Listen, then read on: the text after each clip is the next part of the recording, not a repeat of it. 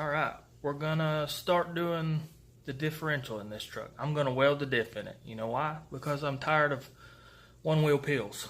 It's not really powerful enough for dry or drifting or anything right now, but we can do some shit in the rain.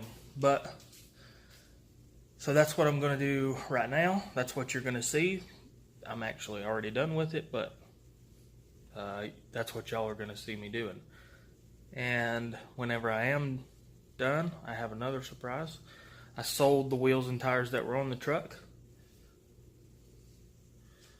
and I bought brand new tires, and I've got some other wheels for it. So we're gonna take those and have the tires put on and put them on the truck and go drive around.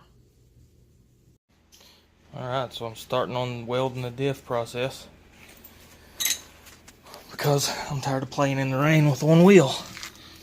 So first thing you got to do is you got to pull the axles out. I didn't have to remove mine all the way.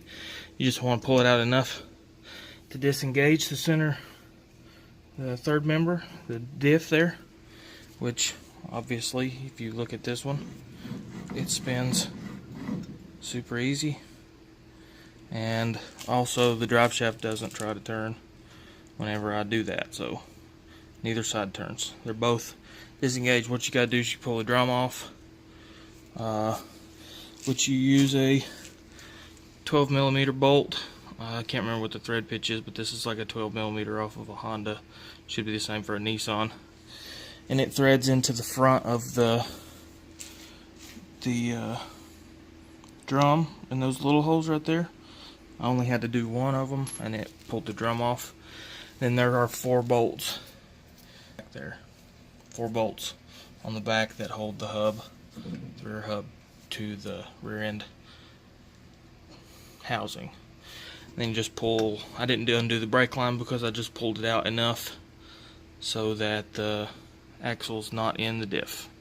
Now we got to pull the center diff out, or the third member out, because it doesn't have a cover on the back. You have to pull all that out, weld it, and then put it back in. Alright, it's out. Pretty simple. You disconnect the drive shaft, which on this was 4 14mm bolts and nuts. And then all these little bolts around the outside are 12s. I did drain the rear end before, because there's a plug. That's the plug right there. It's magnetic. And it had metal all over it, but it's an old truck, so whatever. And now, right there, as you can see, this bitch is open as hell.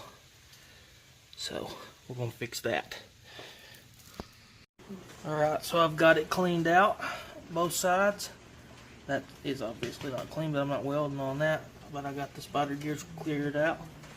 And I am making a template for a piece of plate. I still have to go get the steel, but that will fit right down in there on the spider gears. And then I will weld all the way around, weld the plate to it so both sides are stuck. And we'll have a welded diff. Alright, so I'm done welding the diff. It's all back together. Everything's good. And both sides spin. Just to prove it, I'm going to show you. They both spin at the same time. I'm going to start the truck. To hell with it. Oh, no I ain't. There's no key. Oh well. Anyway, they both spin. Same time. Just trust me. They do. So the diff is welded. Now, let's go. The wife's car barely holds all this. So these are the wheels I'm putting on. They are like an old school Dodge D50 wheel.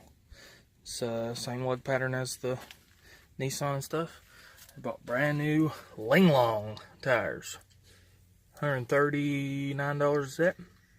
$195, 50 15s. So let's go get those put on.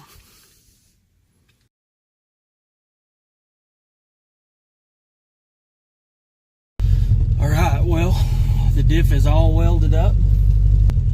So now we're going to test it out a little bit. I've actually been driving it for a couple of days. And it's nice. It's a lot of fun. But I just want to prove to the old YouTube there, you can probably feel or hear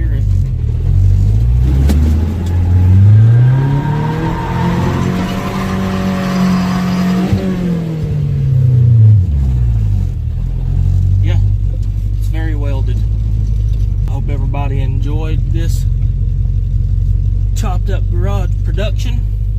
Thank you all for watching. Have a nice day.